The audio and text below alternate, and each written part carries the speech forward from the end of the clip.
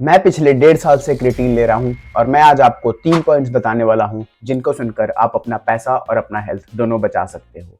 तो हम 3 चीज़ों की बात करेंगे। पहले कि आपको कौन सा क्रिएटिन लेना है, दूसरा कि आपको कितना क्रिएटिन लेना है और कब लेना है, और लास्ट पॉइंट होगा कि आपको क्रिएटिन लेना कैसे है, आपको लोडिंग फेस करना है या फिर नहीं करना है, हम उसकी बात करेंगे। तो वीडियो स्टार्ट करने के पहले मैं आपको बता देता हूँ कि क्रिएटिन हमारे लिए बहुत बेनिफिशियल होता है। हमारे स्ट्रेंथ के लिए, हमारी कॉग्निटिव हेल्थ के लिए, हर चीज़ के लिए क्रिएटिन बहुत ही बेनिफिशियल होता है। और क्रिएटिन के एज सच कोई भी साइड इफेक्ट्स नहीं होते हैं।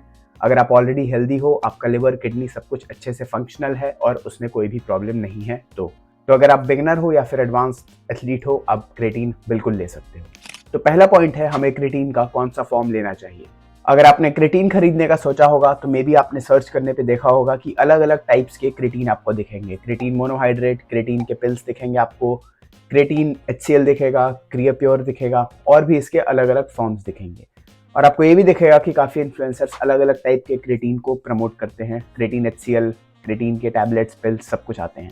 बट जो क्रिएटिन का सबसे ज़्यादा रिसर्च और सबसे ज़्यादा यूज्ड फॉर्म है वो होता है क्रिएटिन मोनोहाइड्रेट। तो आप अगर खरीदने का सोच रहे हो क्रिएटिन, तो आपको क्रिएटिन मोनोहाइड्रेट के साथ ही जाना है। ये सबसे ज़्यादा रिसर्च्ड फॉर्म है क्रिएटिन का। और बाकी जितने भी आप फॉर्म्स देखोगे मोस्टली इससे ज़्यादा एक्सपेंसिव होंगे, जैसे क्रिएटिन HCl। तो ये देख के आपको मे भी लगेगा कि ये आपके लिए ज़्यादा बेनिफिशियल है या फिर किसी तरीके से आपकी ज़्यादा हेल्प करेगा, बट इससे ज़्यादा कुछ फ़ायदा नहीं मिलेगा आपको, बट आपके पैसे ही वेस्ट होंगे। तो अगर आप चाहते हो कि आप सही बजट में सही चीज़ खरीद पाओ, तो आपको क्रिएटिन मोनोहाइड्रेट ही खरीदना है। चाहे कोई भी इन्फ्लुएंसर किसी भी फॉर्म को ज़्यादा प्रमोट करे, आपको देखना है कि किस पे ज़्यादा रिसर्च किया गया है। और सबसे ज़्यादा रिसर्च क्रिएटिन मोनोहाइड्रेट पे हुआ है और ये सबसे वाइडली यूज्ड फॉर्म है। तो आपको क्रिएटिन मोनोहाइड्रेट ही खरीदना है। नेक्स्ट पॉइंट पे जाने के पहले अगर आपको वीडियो पसंद आ रही हो तो आप चैनल को सब्सक्राइब ज़रूर कर लो। यहाँ पर मैं 600 से ऊपर वीडियोस डाल चुका हूँ जिम और फिटनेस टिप्स से रिलेटेड। अब दूसरा पॉइंट है कि आपको क्रिएटिन कितना लेना है और कब लेना है। तो क्रिएटिन की जो रिकमेंडेड डोजेज होता है वो होता है 3 to 5 ग्राम्स पर डे। और मोस्टली जो कंपनीज के आते हैं क्रिएटिन, उसका जो एक स्कूप होता है उसमें 3 ग्राम सर्विंग मिलता है।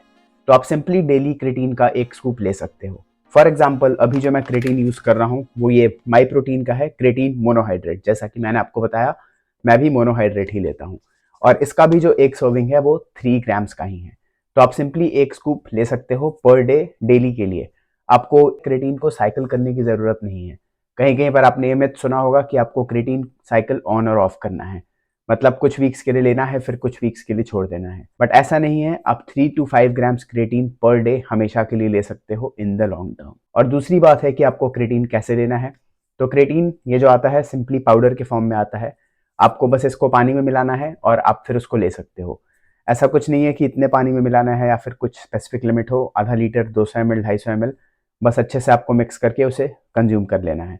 तो फॉर एग्जांपल मेरा ये पानी का गैलन है, मुझे जब भी याद आता है दिन में मैं इसमें डाल के क्रिएटिन पी लेता हूँ।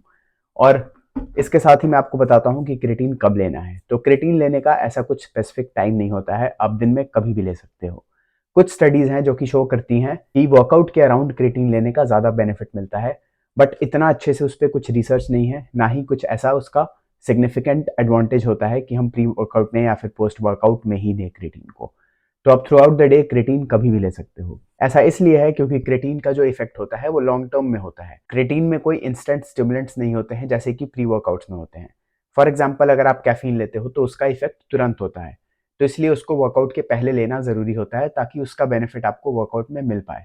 बट क्योंकि क्रिएटिन का बेनिफिट हमें लॉन्ग टर्म में मिलता है, तो फिर आप क्रिएटिन को थ्रू आउट द डे कभी भी ले सकते हो, उससे ज़्यादा फर्क नहीं पड़ेगा। तो आप 3 to 5 grams creatine per day, daily, in the long term, simply पानी में मिक्स करके थ्रू आउट द डे कभी भी ले सकते हो। सिंपल। अब लास्ट पॉइंट है कि क्या आपको लोडिंग फेज करना चाहिए। लोडिंग फेज का सिंपली मतलब होता है कि आप पहले 4 या 5 दिन 3 से 5 ग्राम की जगह daily around 20 grams of creatine लो, ताकि आपके बॉडी में जो क्रिएटिन स्टोर्स हैं वो जल्दी से सैचुरेट हो जाए। ऐसा आपने काफ़ी कंपनीज के जो पीछे डब्बे होते हैं उस पर भी लिखा होता है कि स्टार्टिंग में आप लोडिंग फेज करो और क्रिएटिन ज़्यादा लो पहले 3-4 दिन। तो इसको बोलते हैं हम लोडिंग फेज। अब लोडिंग फेज करने से आपके बॉडी में जो क्रिएटिन के लेवल्स हैं वो जल्दी सैचुरेट तो हो जाते हैं, बट ऐसा करने से कुछ लोगों में डाइजेशन का प्रॉब्लम आ सकता है। तो लोडिंग फेज करना है या नहीं करना है ये बिल्कुल आपके ऊपर है, बट मैं रेकमेंड करूंगा कि आप लोडिंग फेज मत करो।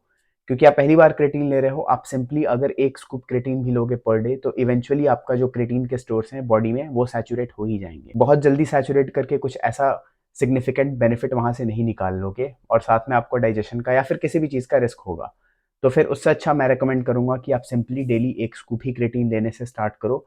लोडिंग फेज़ वगैरह पे फोकस मत करो। इवेंचुअली आपको क्रिएटिन के बेनिफिट्स मिलेंगे, आपके बॉडी में जो क्रिएटिन के स्टोर्स हैं वो सैचुरेट हो ही जाएंगे।